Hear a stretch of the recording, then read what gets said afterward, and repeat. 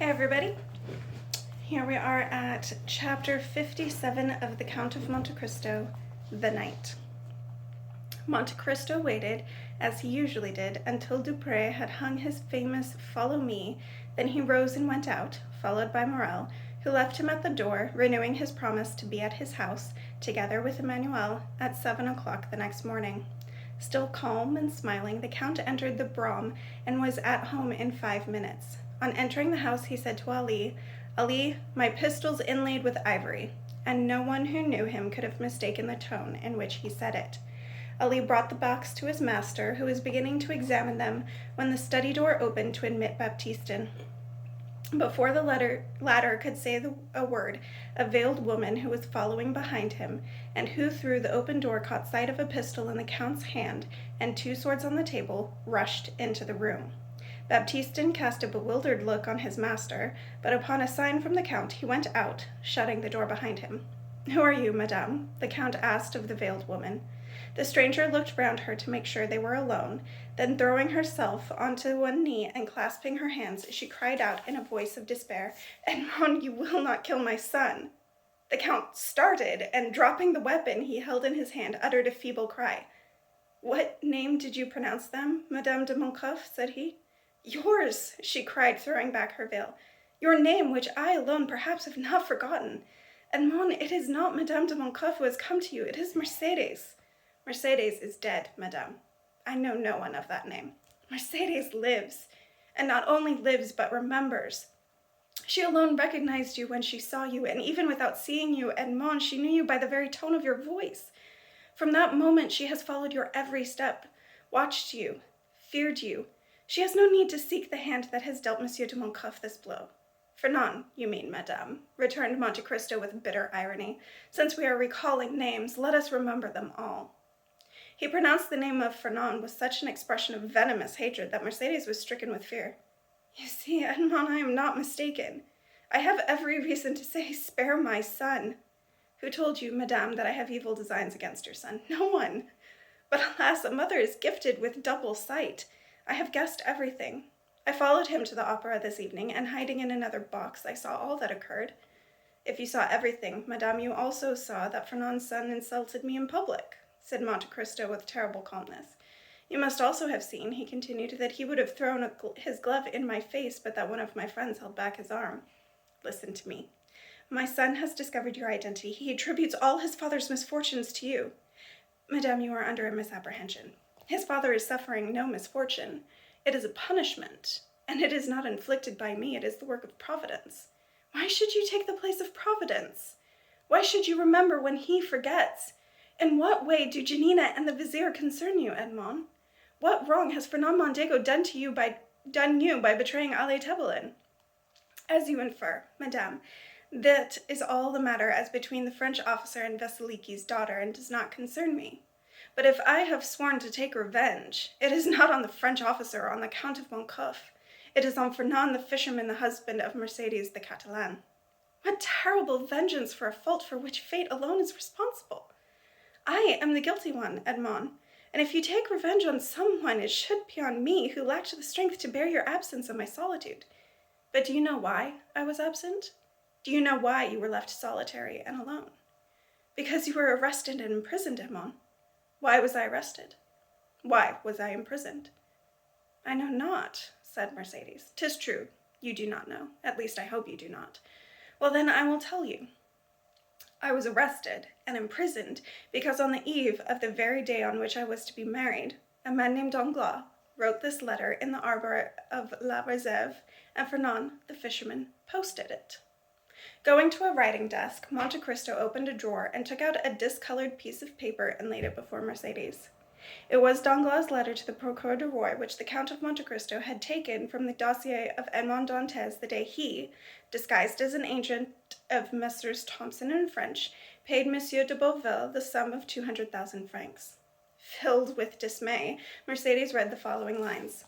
"The Procureur du Roi is herewith informed by a friend to the throne and to religion that a certain Edmond Dantès, mate on the Pharaon, which arrived this morning from Smyrna, after having touched at Naples and Port Farajo, has been entrusted by Murat with a letter for the usurper, and by the usurper with a letter for the Bonapartist party in Paris.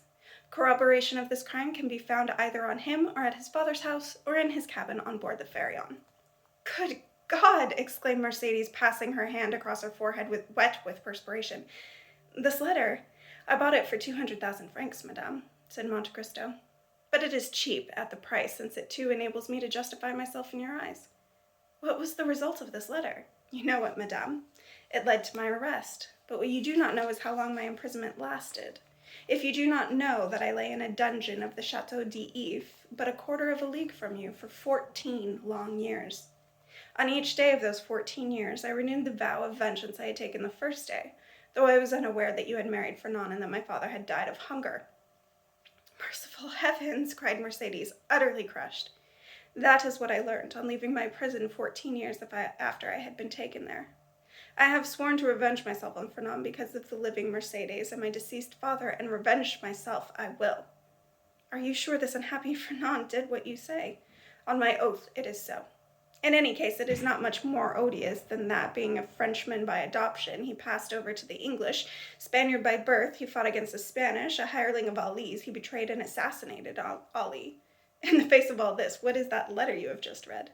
The French have not avenged themselves on the traitor, the Spaniards have not shot him, and Ali in his tomb has let him go unpunished. But I, betrayed, assassinated, cast into a tomb, have risen from that tomb by the grace of God, and it is my duty to God to punish this man. He sent me for that purpose, and here I am. Then take your revenge, Edmond, cried the heartbroken mother, falling on her knees. But let your vengeance fall on the culprits, on him, on me, but not on my son. I must have my revenge, Mercedes. For 14 years have I suffered. For 14 years wept and cursed, and now I must avenge myself. Edmond, continued Mercedes, her arms stretched out toward the Count, ever since I knew you, I have adored your name and have respected your memory. Oh, my friend, do not compel me to tarnish the noble and pure image that is ever reflected in my heart. If you knew how I have prayed for you, both when I thought you living and later when I believed you dead. Yes, dead, alas. I imagined that your dead body had been laid in its shroud in the depths of some gloomy tower, or hurled into the bottom of an abyss where gaolers fling their dead prisoners, and I wept. What else could I do, Edmond, but weep and pray? Every night for 10 long years I dreamed the same dream.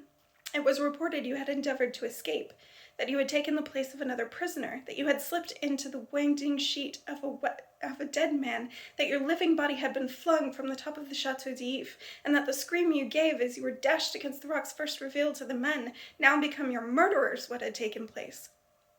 Well, Edmond, I swear to you by the Son, for whose life I now plead, that every night for 10 years I have seen these men swinging a shapeless and indistinguishable object on the top of a rock. Every night for 10 years I heard the terrible scream that has awakened me trembling and cold. Oh, believe me, Edmond, guilty as I am, I too have suffered much. Have you seen your father die in your absence? Cried Monte Cristo, thrusting his hands into the air. Have you seen the woman you loved give her hand to your rival while you were pining away in the depths of a dungeon? No, but I have seen him whom I loved about to become my son's murderer. Mercedes said those words with such infinite sadness and in such tones of despair that they wrung a sob from the Count's throat. The lion was tamed. The avenger was overcome. What do you ask of me, he said. Your son's life?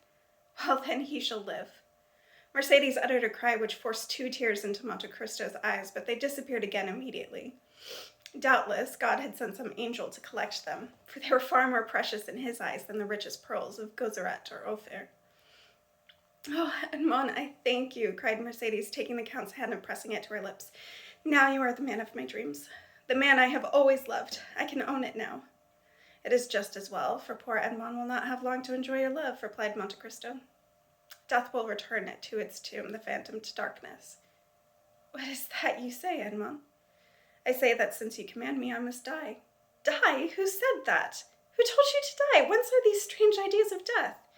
You cannot suppose I have the least desire to live after I have been publicly insulted, before a theater full of people, in the presence of your friends and those of your son, challenged by a mere child, who will glory in my pardon as in a victory? What have I loved most after you, Mercedes, has been myself. That means to say my dignity, the force that made me superior to all others. This force was life to me. You have broken it, and I must die. But the duel will not take place, Edmond, since you parted my son. It will take place, said Monte Cristo solemnly, but it will be my blood instead of your son's that will stain the ground. Mercedes screamed and rushed up to Monte Cristo, but suddenly she came to a halt. Edmond, said she, I know there is a God above, for you still live, and I have seen you. I have put my whole trust in him to help me, and in the meantime I depend upon your word. You said my son will live, and you mean it, do you not? Yes, madame, he shall live, said Monte Cristo. Mercedes held out her hand to him, her eyes filling with tears as she said, Edmond, how noble it is of you, how great, how sublime to have taken pity on a poor woman who appealed to you without daring to hope for mercy. Alas, I have grown old through sorrow rather than years, and I cannot remind my Edmond by a smile or a look the Mercedes who has been so many years in his thoughts. Believe me, Edmond, I too have suffered, as I said before. It is sad to see one's life pass without having a single joy to recall, without preserving a single hope.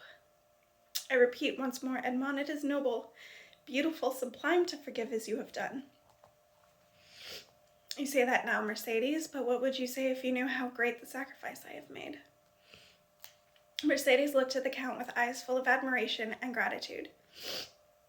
Without answering his questions, she said, You see that, though my cheeks have become pale and my eyes dull, and I have lost all my beauty, that though Mercedes is no longer like her former self, her heart has remained the same. Farewell, Edmond. I have nothing more to ask of heaven. I have seen you, and you are as noble and as great as in the days of long past. Farewell, Edmond. Farewell. And thank you. The Count made no reply.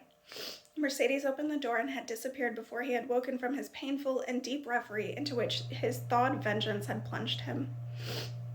The clock on the Invalides struck one of the rumbling of the carriage which bore Madame de Moncouf away, brought the Count of Monte Cristo back to realities.